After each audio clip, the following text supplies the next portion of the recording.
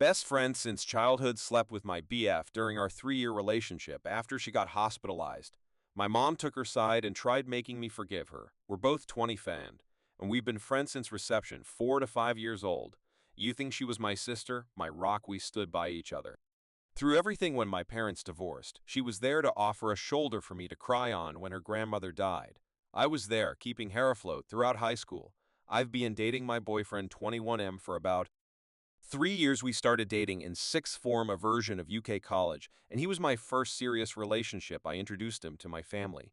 He was many of my firsts. He was sweet, a little awkward being a gamer guy, but he treated me to date nights and always made me feel special. Maybe this is me being young and dumb, but I thought I'd marry this guy someday. This was something I told my best friend well about a month ago. While my boyfriend was in the shower, I saw a text notification pop up on his phone. Look at each other's notification all the time, so I grabbed his phone to see it. It was from her, asking if they were still on for tonight, and if she should wear his favorite dress. He told me he was hanging out with friends and going drinking. Him going drinking with friends wasn't unusual, so I never thought anything of it. But in hindsight, I wonder how much of him going out was with friends and how much of it was going out with her. I saved screenshots of their conversations. I sent them to myself. I show him the messages when he came out of the bathroom and demanded he explained himself about them. I couldn't contain how upset and angry and hurt I was. An argument ensued where I told him he was disgusting and I left this place. Shortly after arriving home, I started getting bombarded with calls and texts from my best friend. I answered none of her calls. I couldn't stomach hearing her voice, but her texts ranged from "she never meant to hurt me," "my boyfriend hit on her first," "it didn't mean anything," then it got angry saying I should hear her out if I was a real friend. I would take her calls, "I'm being petty and childish for not listening to her side," then back to sad saying I was her closest friend in the world and shouldn't want to lose me. My boyfriend was strangely quiet during this time. After a few days, I got myself together enough to send them both messages.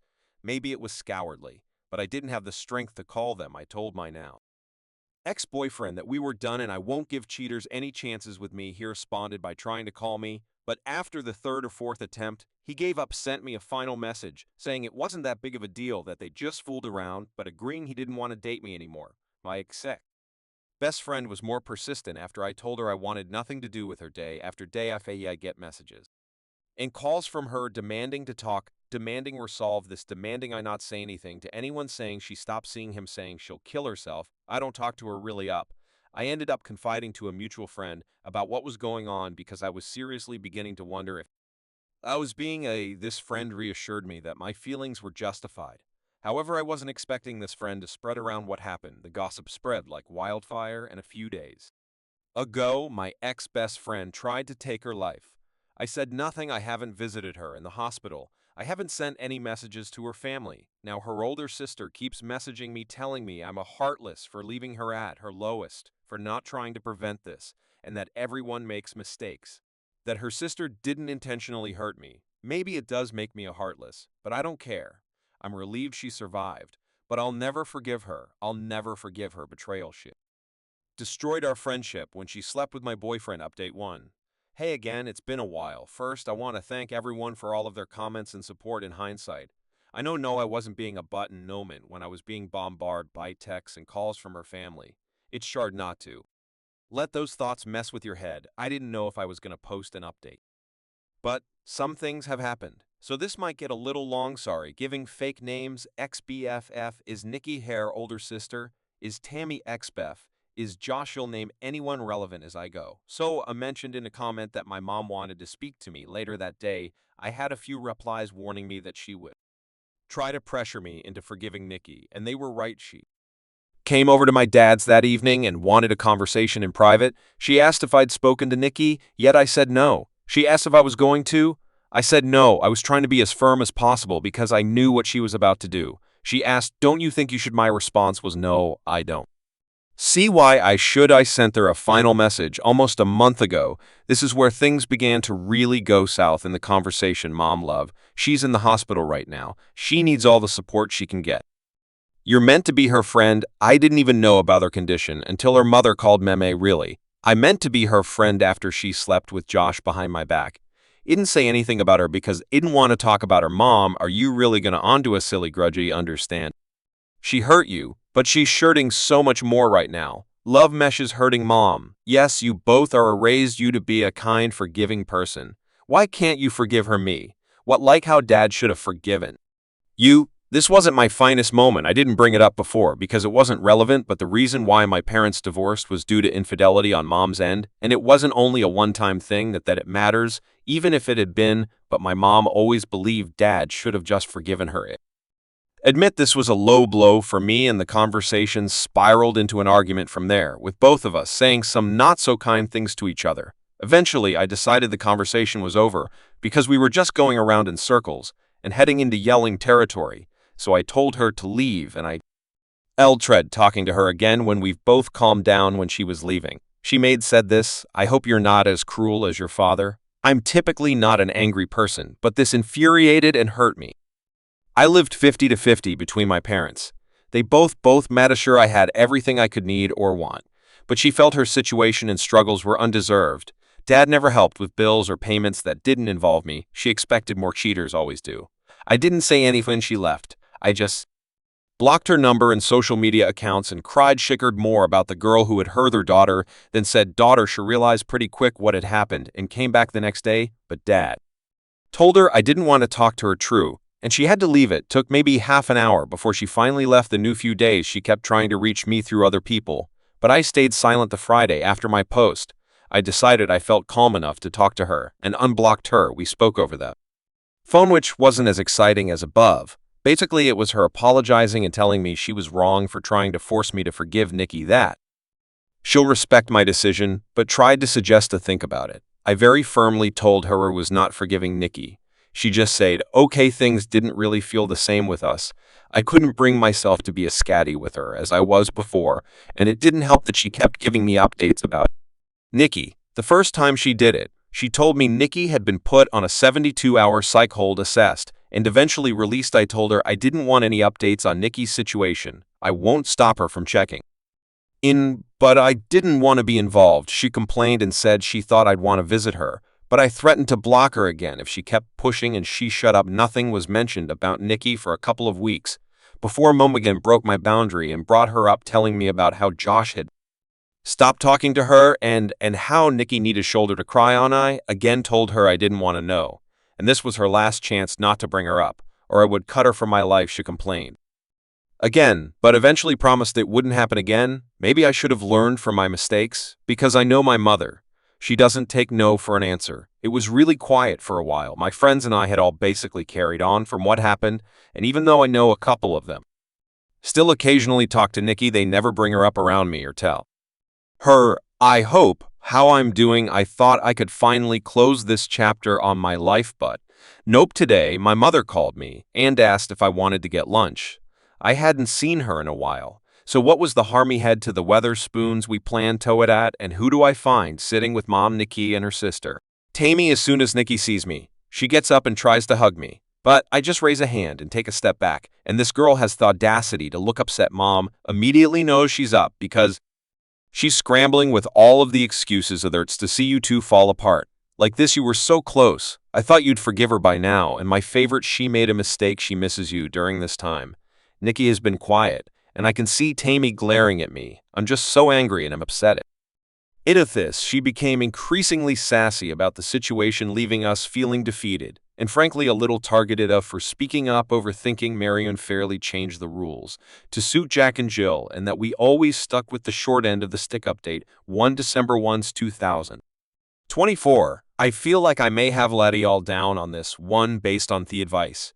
But here's how things went. Later Monday night, Nathan spoke to his mom, and we did get the bed for the one night before Jack and Jill arrived. Initially, it was only offered for us to move the air mattress into the queen bedroom for the night, but Nathan pointed out that we were being made to sleep on an air mattress when a bed was readily available. The next morning, Nathan had tore on errands where we used to live before moved. While he was gone, I washed the sheets and remade the bed, even though Luke and Millie told me I didn't have to wash them. Just remake the bed. While everyone in the family is very clean, Mary always insists on washing the sheets between visitors, so I did it out of respect for her preferences. Millie and Luke even offer us to take their bed. But honestly, it wasn't just about the bed, it was about the promises that were made and then retracted. Despite these rules being in place for years, it was also about the gaslighting and the fact that Mary didn't tell us ahead of time even though there were so many chances to do so. As close friends to Luke and Millie, I didn't want to put them in the position of being uncomfortable on the air mattress. Either while I've never had a child myself, I know your body isn't the same afterwards, especially your back. We ultimately agreed to move the air mattress into Luke and Millie's room. They had a heater and it gave us a little bit of privacy. Tried to make the most of the holidays and enjoy our time there despite everything later. Mary mentioned plans to get 2 pull-out couches, one for the area between the rooms and one for the twin bedroom. While this was thoughtful, it still didn't address the issue of changing the rules to suit others. Mary has already stated that we'll have a bedroom for Christmas. Due to this, promise is broken again. We won't stay at their house in the future. Nathan and I have decided that if we don't get a bed for Christmas, we'll stay in a hotel. We're still planning to go because it's Luke and Millie's son's birthday for Thanksgiving next year. If there isn't enough room, we're staying home. However, Nathan and I are currently planning on getting a house, and Luke and Millie suggested that once we do, we could host Thanksgiving there. They said they'd love to attend, which is exciting because Millie and I are both avid bakers and love cooking. Whenever Millie and I bring dishes to these gatherings, they're barely touched except by us on our partners. We're also planning to visit Luke and Millie more often. They're considering moving close to the parents, and when they host holidays in the future, we'll always have a guaranteed space at their home. To address popular questions for info on the last post, Alex, he doesn't come for Thanksgiving. He only saves his days off for Christmas. Also, he has rarely gotten put on an air mattress, only once that I remember, and that was Luke and Millie wedding when all 4 brothers used to come for holidays. It was Alex and the twin editors note twin bedroom, Luke pre-marriage or girlfriend on the air mattress in that room, Nathan and I in between rooms, and Jack and Jill in the queen hotel. This house is in the middle of nowhere. Closest decent hotel is around 45 1 hour. The main draw of visiting is everyone except parents stay up late all evening playing board games, and drinking. We used to do a drunk gingerbread making contest. As for the distance to a hotel, that would mean missing out on hanging out, and there are no Ubers here. Also, before we moved this year, we didn't stay as many days and didn't mind staying on the air mattress 1, 2, 3 days due to what seemed fair to use us. We also were the second closest plan, just didn't get as much time off, which always made us last. Also, we didn't get a hotel this time after the incident due to saving up for a house/wedding. Wouldn't have spare cash floating around. Honestly, y'all know this economy and unexpected expenses. Millie and Luke the lot within the state, barely. It's not feasible for them to stay home or stay with them. Also, staying with Millie's parents is an option. They don't get along and interact due to their child, as Millie believes her child deserves a relationship with his grandma, even if she doesn't have a great relationship with her mom.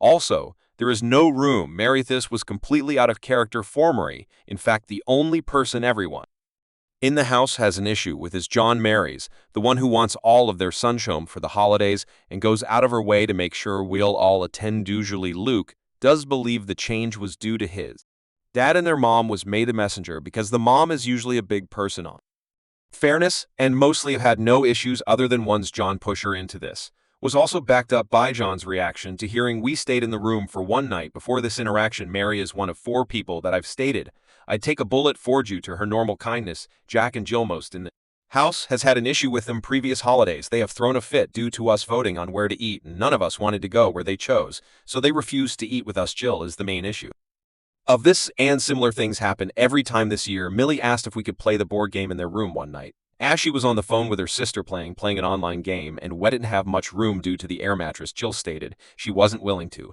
and either it was in our room or they weren't playing. They're also the reason we have to board the dogs. Their dog is aggressive, and with a small child, it's not safe. However, if they aren't attending, we are allowed to bring our dogs.